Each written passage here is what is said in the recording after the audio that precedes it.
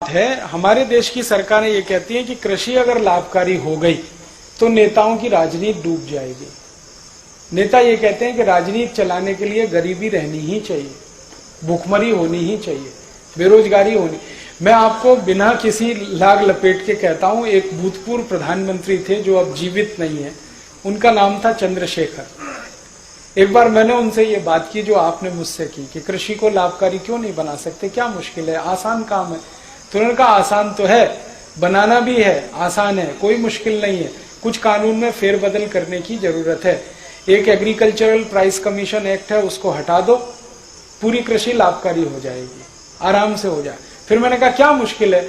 उन्होंने कहा हमें मुश्किल एक ही है कि अगर ये लाभकारी मूल्य में आ गए सारे किसान तो इनकी गरीबी खत्म।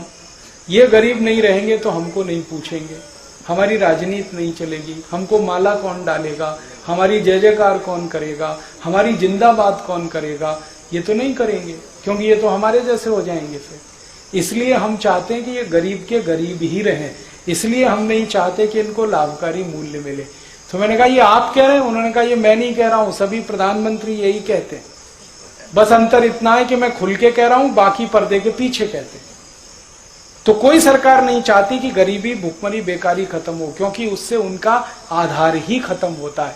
उनका तो इमोशनल ब्लैकमेलिंग है ना, गरीबी, भुखमरी, बेकारी, वो खत्म नहीं होने देना चाहते, इसलिए वो इसी व्यवस्था को चलाना चाहते।